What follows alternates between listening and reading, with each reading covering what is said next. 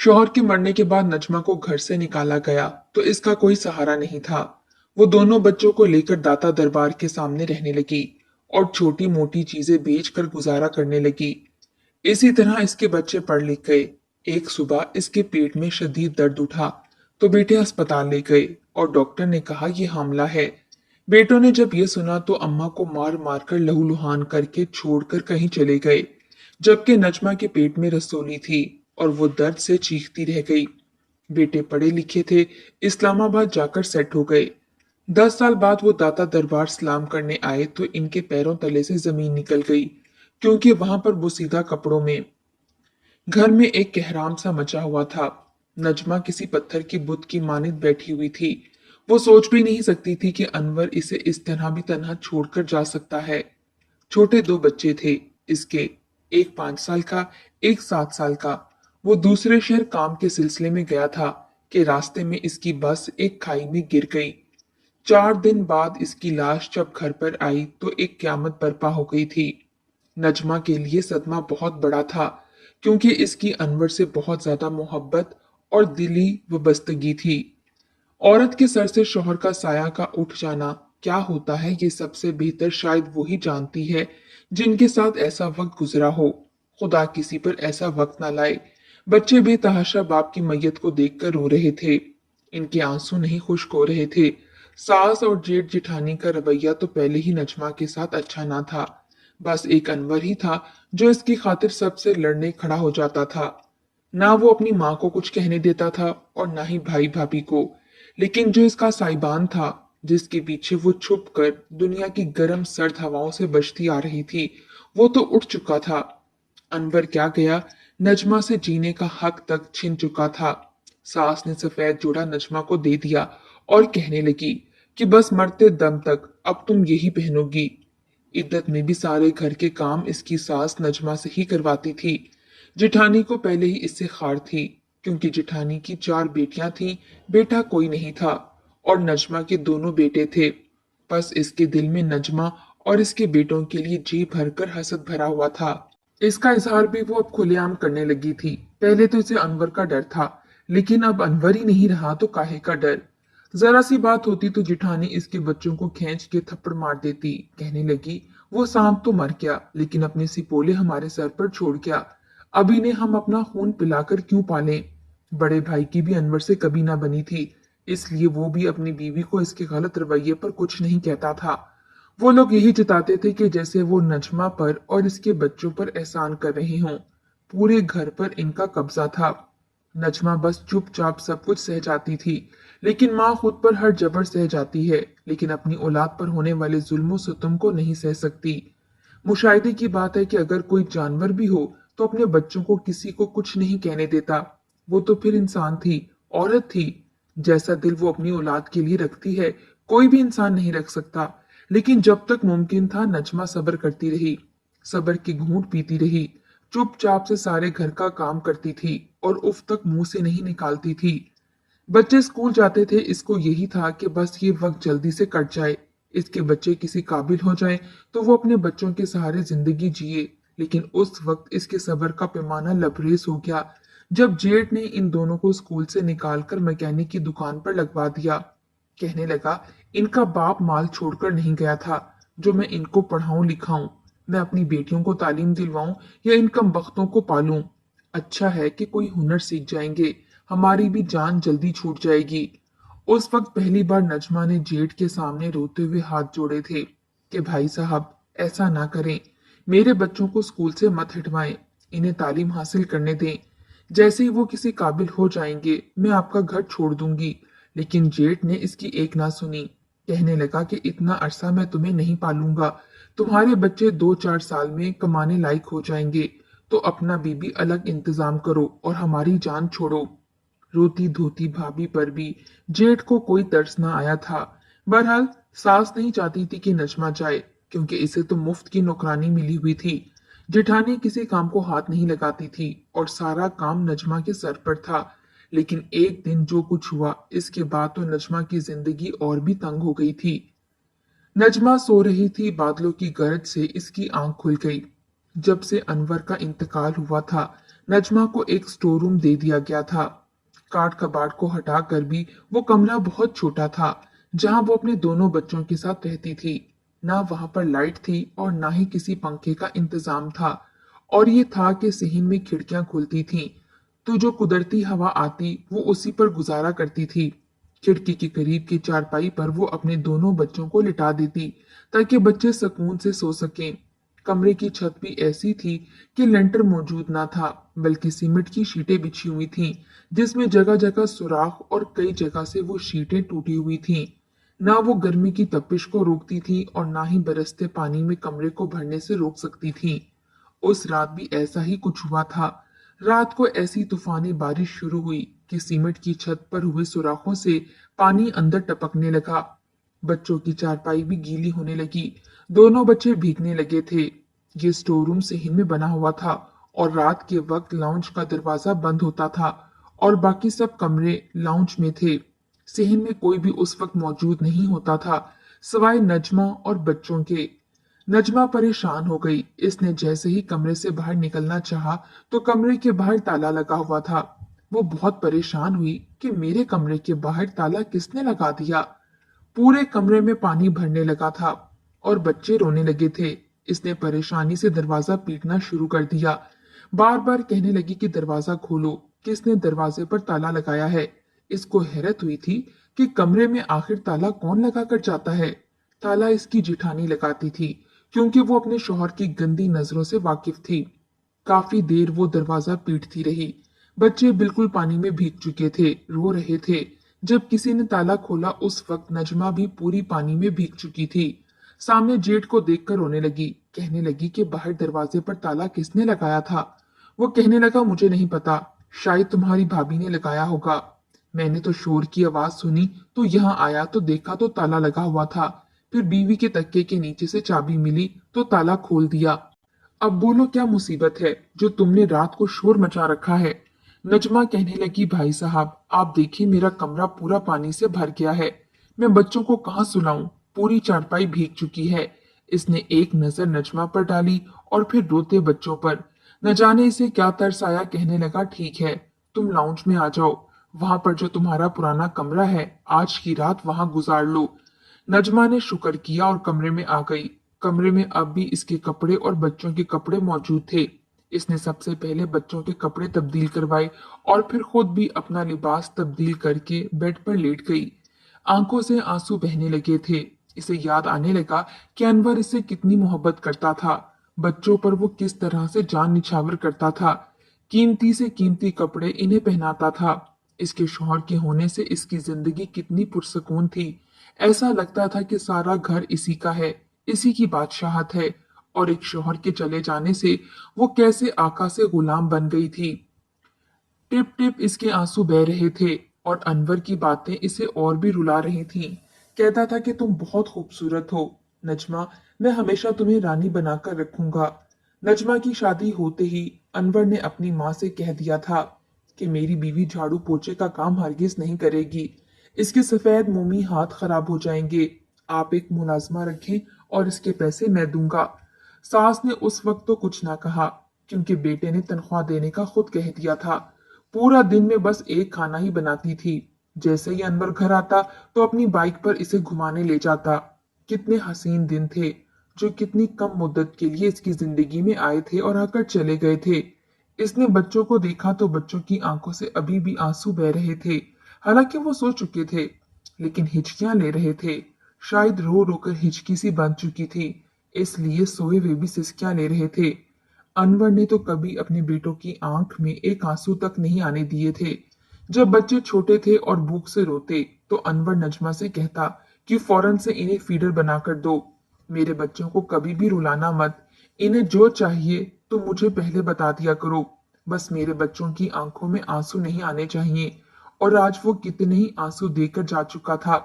नजमा ने दोनों बच्चों के माथे पर बोसा दिया, इन्हें सीने से लगाया, खुद भी रोने लगी। फिर अल्लाह से कहने लगी, या अल्लाह, जब मेरा अच्छा वक्त नहीं रहा तो कैसे मुमकिन है कि बुरा वक्त भी ना कटे।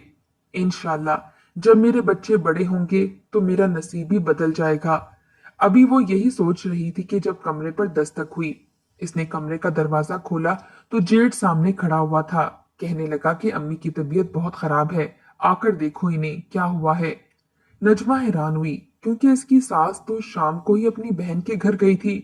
वो कहने लगी अम्मी तो खाला के घर गई हैं। कहने लगा हाँ, रात को आ गई थी जब तुम अपने कमरे में थी, आओ देखो इन्हें क्या हुआ है, वो तुम्हें बुला रही हैं। वो फौरन से सास के कमरे में गई लेकिन उस वक्त कमरा खाली था, कमरे में कोई भी ना था। वो अभी हैरत से निकली भी नहीं थी कि जब कमरे का दरवाजा बंद होने की इसको आवाज आई।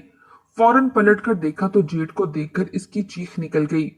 कमरे का दरवाजा जेठ ने बंद किया था तो नजमा कहने लगी ये क्या हरकत है, आप दरवाजा खोलें। वो खबासत से मुस्कुराकर कहने लगा ज्यादा शोर मचाओगी तो इल्जाम लगा दूंगा, इसलिए चुपचाप वो करो जो मैं चाहता हूँ। अगर तुम चाहती हो कि मैं तुम्हारे बच्चों को दोबारा से स्कूल में दाखिल करवा दूं और इन्हें अच्छी तालीम दिलवाऊं और इन्हें खुश रखूं, तो तुम मुझे खुश रखो। ये सुनकर नजमा को गुस्सा आने लगा। कहने लगी आपको शर्म नहीं आती, मैं आपके भाई की बेवा हूँ, आपकी छोटी बहन जैसी हूँ।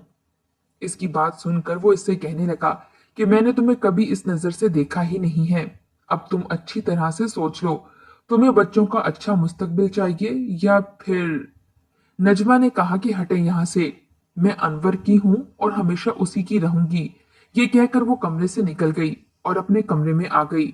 लेकिन सुबह को जेठ ने शोर मचा दिया कि इसने नजमा को किसी गैर मर्द के साथ देखा था, इसलिए वो इस बदकिरदार औरत को अपने घर में नहीं रखेगा। जेठानी पहले इसके खिलाफ थी, सास भी कुछ न बोली। जेठ और जेठानी ने नजमा और इसके दोनों बच्चों को धक्के मारकर घर से बाहर निकाल दिया। वो रोती धोती घर से बाहर निकल गई। इसके पास कोई भी ठिकाना नहीं बचा था क्योंकि वो एक यतीम लड़की थी। चाचा चाची ने इसे पाला था और शादी के बाद उन्होंने पलट कर ना पूछा था। रुखसती के वक्त ही नजमा से कह दिया था कि दोबारा हमारे घर मत आना। रोती धोती वो दाता के दरबार पर चली गई। इसने दरबार का एक कोना देखकर वहीं पर अपने बच्चों को बिठाया और खुद भी वहीं बैठ गई। खाने के वक्त रोज ही वहां पर लंगर के तौर पर देगे बढ़ती थीं, इसलिए माँ बेटे वहीं से खा लेते थे। लेकिन बहरहाल इसे किसी तरह भी अपने बच्चों को तालीम दिलवानी थी, इसलिए गले में पहनी चेन और हाथ में पहनी मुंह दिखाई की अंगूठी, जो कि अनवर की आखिरी निशानी थी, इसने वो बेची और तस्बीह और जाय नमाज खरीदी। वो खरीद कर वो दरबार की सीढ़ियों पर बैठकर बेचना शुरू कर दी। लोग इसकी वैसे भी खुदा तरसी में भी बड़ी मदद कर जाते थे। अपना चेहरा वो छुपाए रखती थी, घूंघट में रहती थी ताकि कोई भी इसको गलत नजर से ना देख सके। महीने भर में इसके पास इतने पैसे जमा हो जाते कि वो अपने बच्चों को स्कूल में पढ़ा सके। इसने एक मामूली सी प्राइवेट स्कूल में अपने बच्चों को दाखिल करवा दिया, जिसकी फीस वो आसानी से भर सकती थी। दरबार में इसको रिहाइश फ्री मिल गई थी और खाना पीना लंगर का चल जाता था। इसके अलावा बहुत से लोग वहां मौजूद गरीबों को जब जोड़े देते तो बच्चों के और नजमा के जोड़े भी बन जाते थे। बस अल्लाह पाक इसकी रोजी रोटी चला रहा था। बच्चे स्कूल जाने लगे, बच्चों ने भी माँ की तकलीफ को देखा था, इसलिए दिलजमी से मेहनत करते। नजमा दिन भर तस्बीह और जाय नमाज बेचती और रात को अल्लाह के हजूर रो रोकर अपने बच्चों की कामयाबी की दुआ मांगती। इसके बच्चों का रिजल्ट हमेशा अच्छा आता था। दोनों ने जब अव्वल पोजीशनें ली तो स्कूल के प्रिंसिपल ने नजमा को बुलाया और कहने लगे कि आपके बच्चे बहुत मेहनती हैं, इसलिए हम इनकी आधी फीस लेंगे। ये सुनकर नजमा खुश हो गई थी, पैसे भी जोड़ने लगी थी ताकि बच्चों के काम आ सकें। नजमा की जाय नमाज और तस्बीह अल्लाह के करम और फजल से रोज के रोज इतनी सारी बिकने लगी कि जैसे ही सुबह वो लेकर आती शाम तक सब कुछ बिक जाता। रोजाना के वो 1000-2000 रुपए कमाने लगी थी। पैसे जमा करके इसने एक छोटा सा एक कमरे का घर ले लिया जो उसी दरबार की तरफ बना हुआ था। बच्चे अब घर में रहने लगे थे और नजमा भी रात को घर पर ही रहती थी। सुबह वही मिजार पर जायनमाज और तस्बीह बेच देती। अब बच्चों ने 10वीं जमात पास की, साथ में ट्यूशन भी पढ़ाने लगे और छोटी मोटी नौकरी भी शुरू कर दी। कंप्यूटर के कोर्स किए तो जल्दी नौकरी भी लग गई और आगे की तालीम भी जारी रखने लगे। आहिस्ता आहिस्ता वक्त बदलने लगा। एक कमरे का मकान अब 3 कमरों के मकान में तब्दील हो चुका था। बच्चों की कमाई अच्छी आने लगी थी तो उन्होंने कहा कि अम्मी अब आप कोई काम नहीं करेंगी, हम आपकी खिदमत करेंगे और आप बस आराम करेंगी। आपने सारी जिंदगी हमारी खातिर कुर्बानियां दी हैं। नजमा की आंखों में शुक्र के आंसू आए थे। वो खुश हो गई थी कि अब इसकी आजमाइशें खत्म हो गई हैं, लेकिन नहीं, किस्मत को शायद कुछ और ही मंजूर था। दोनों बच्चों की अच्छी पोस्ट पर नौकरी लग गई थी। वो घर उन्होंने बेच दिया था और एक अच्छे इलाके में उन्होंने एक अच्छा सा घर खरीद लिया था। बच्चों के रिश्ते भी हो गए थे। दोनों बहुएं घर आ गई थीं, तो नजमा ने भी सुकून का सांस लिया था। लेकिन एक बार नजमा के पेट में बहुत दर्द होने लगा। वो दर्द से तड़प रही थी। दोनों बच्चों की ये देखकर जान निकली थी। वो फौरन से अपनी वालदा को करीबी हॉस्पिटल में ले गए। मगर लेडी डॉक्टर ने जो खबर इन दोनों बेटों को सुनाई, वो सुनकर इसके बच्चे दंग से रह गए थे। डॉक्टर कहने लगी कि ये औरत हामला है। ये सुनना था कि दोनों बेटे एक दूसरे की शक्ल देखने लगे। और ये कैसे मुमकिन था? इनके वालिद को तो फौत हुए बहुत साल बीत चुके थे। तो क्या इनकी मां बद किरदार थी? पहले तो उन्होंने इस बात पर यकीन ही नहीं किया, लेकिन डॉक्टर ने कहा कि वो ये बात पूरे वसूख से कह रही है कि औरत हामला है। ये सुनना था कि पहले तो वो खामोशी से अपनी मां को घर ले गए और कमरे में ले जाकर कहने लगे कि आपने ये क्या गुनाह कर दिया? आपको शर्म नहीं आई उम्र के इस हिस्से में ये हरकतें करते हुए? नजमा नाफहम सी इनकी तरफ देखने लगी। कहने लगी, मैंने ऐसा क्या किया है? कहने लगे कि आप उम्मीद से हैं। ये सुनना था कि नजमा का सर चकराने लगा। कहने लगी, ये क्या बकवास कर रहे हो तुम लोग? शर्म नहीं आती अपनी माँ के ऊपर इतना बड़ा इल्जाम लगाते हुए? वो कहने लगे, डॉक्टर ने पूरे सबूत के साथ ये बात हमें बताई है। बेशरम तो आप हैं। आपको शर्म नहीं आई जवान औलाद के होते हुए ये गुनाह करते हुए? हम तो आज तक आपको अच्छी औरत समझते रहे कि हमारी माँ ने सब्र के साथ सारी जिंदगी गुजार दी, हमारी परवरिश की खातिर तकालीफें उठाई, लेकिन नहीं। अब हमें पता चला कि आप पैसा कैसे कमाती थीं। ये सुनना था कि नजमा की बर्दाश्त खत्म हुई। इसने उठकर अपने बच्चे के मुंह पर थप्पड़ मारा और कहने लगी, शर्म नहीं आती अपनी पाक दामन माँ पर ऐसा घटिया इल्जाम लगाते हुए? ये कहना था कि एक बेटे ने इसकी चुटिया पकड़ ली। कहने लगा, तू इस काबिल नहीं कि हम तुझे माँ का दर्जा दें या तुझे माँ कहकर पुकारें। तूने तो हम पर बड़ी जोर का जिल्लत का थप्पड़ मारा है। दूसरे बेटे ने भी माँ के मुंह पर थप्पड़ मार दिया। इसके बाद दोनों बेटों ने माँ को बहुत मारा। कहने लगे, हम इस औरत को अपने घर पर नहीं रख सकते जिसने गुनाह में जिंदगी गुजारी हो। हमारी बीवियां क्या सोचेंगी? मार मार कर उन्होंने अपनी मां को लहूलुहान कर दिया और इसकी एक बात पर भी एतबार ना किया। इसे घर से निकाल बाहर किया। वो बेचारी रात के अंधेरे में दरवाजा पीटती रही, बार बार कहती रही, मैंने ऐसा कुछ नहीं किया। तुम लोग क्यों मुझे घर से बाहर निकाल रहे हो? क्या तुम्हें अपनी माँ पर भरोसा नहीं? लेकिन सगे बच्चों ने भी माँ की किसी बात का कोई एतबार ना किया था। बस इन्हें डॉक्टर की रिपोर्ट पर एतमाद था। हालांकि वो झूठी खबर थी। इसकी वालदा के नाम से बदल चुकी थी। किसी और नजमा की रिपोर्ट थी।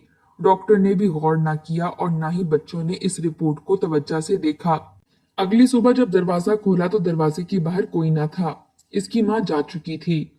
दोनों बेटों ने शुक्र किया। मोहल्ले वालों ने जब पूछा कि वालदा कहाँ हैं, तो कहने लगे कि वो अपनी बहन के पास गांव चली गईं। दोनों की बीवियां उस वक्त मैके में थीं, इसीलिए इस बात से बिल्कुल अनजान थीं कि उन्होंने अपनी वालदा के साथ क्या सलूक किया है। वो भी वापस आकर यही सवाल करने लगी, तो उन्होंने कहा कि हमारी वालदा अपनी बहन से बहुत मोहब्बत करती थी, इसलिए अब सारी जिंदगी खाला के पास ही रहेंगी। हम इन्हें खर्चा भेजते रहेंगे। बच्चों के काम कारोबार में और भी तरक्की हो गई। वो दोनों इस्लामाबाद में शिफ्ट हो गए, वहीं पर रहने लगे। 4 साल गुजर गए थे और माँ की इनको जरा भी कोई परवाह ना थी। लेकिन आहिस्ता आहिस्ता इनका कारोबार बर्बाद होने लगा। नुकसान पर नुकसान होने लगा, यहाँ तक कि इनके घर भी बिक गए थे। हालात की तंगी इन पर आने लगी थी और बच्चे भी आए दिन बीमार रहने लगे थे। 10 साल गुजर गए थे और 10 सालों में वो लोग तंगी में मुब्तला हो चुके थे।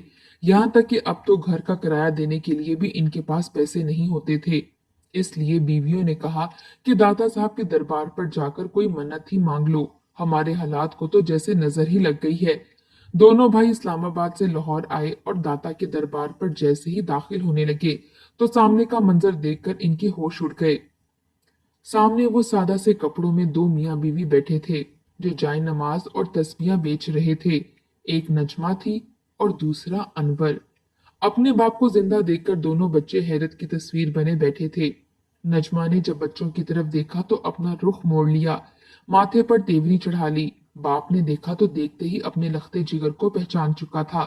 अनवर की बस का जब एक्सीडेंट हुआ और वो खाई में गिर गया तो वो एक चट्टान से टकराकर बेहोश हो गया था और बाकी सारी बस को आग लग गई थी। यहाँ तक कि तमाम मुसाफिर जलकर राख हो गए थे। कोई भी पहचानने में नहीं आ रहा था, इसलिए लोगों ने बस अंदाजे से ही मैयतों को इनके घर भेज दिया। काफी दिन बाद जाकर अनवर को होश आई थी, लेकिन वो अपनी यादाश्त भूल चुका था। कई साल एक घर में मुलाजमत करता रहा और फिर जब बूढ़ा हो गया तो दाता के दरबार पर आया तो नजमा को देखकर इसे अपनी जिंदगी के भूले बसरे दिन याद आ गए।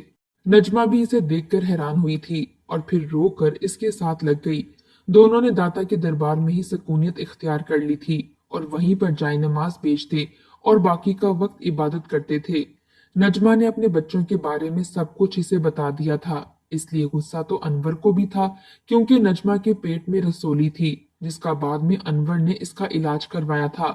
बाप को देख के दोनों बेटे आगे बढ़े, लेकिन इसने कहा कि तुमने अपनी माँ के साथ अच्छा नहीं किया, इसलिए मैं तुम्हें कभी माफ नहीं कर सकता। बच्चे रोते धोते हाथ जोड़ते रहे। अपनी माँ के साथ किए गए रवैये पर ही अल्लाह ताला हमसे नाराज है और हम बर्बाद होकर रह गए हैं। अगर आपने हमें माफ ना किया तो वो दिन दूर नहीं जब हम भी भिखारी बनकर दाता के दरबार पर सीढ़ियों में बैठे भीख मांग रहे होंगे। खुदारा हमें माफ कर दें। बच्चे रोने लगे और गिड़गिड़ाने लगे तो माँ बाप का दिल भी पसीज के रह गया। दोनों बेटे अनवर और नजमा को अपने घर ले गए थे। आहिस्ता आहिस्ता हालात भी सुधरने लगे। उन्होंने माँ बाप की दिलो जान से खिदमत की थी, बस दोनों ने इन्हें माफ कर दिया। जिंदगी की तंगियां खत्म हो चुकी थीं। अल्लाह ने शोहर और बच्चे दोनों ही नजमा के सब्र के बदले में अल्लाह ने इसे लुटा दिए थे। बेशक अल्लाह की जात हर चीज पर कादिर है। जेठ और जेठानी को फौलिज हो गया था। इनका घर लुट चुका था। बेटियां भी अच्छे किरदार की ना निकली थीं। घर से भागकर शादियां की थीं। वो जेठ जिसने नजमा पर झूठा इल्जाम लगाया था, आज बेटियों ने सच साबित कर दिया था। अल्लाह की लाठी भी आवाज होती है। जुल्म का बदला दुनिया से ही शुरू हो जाता है।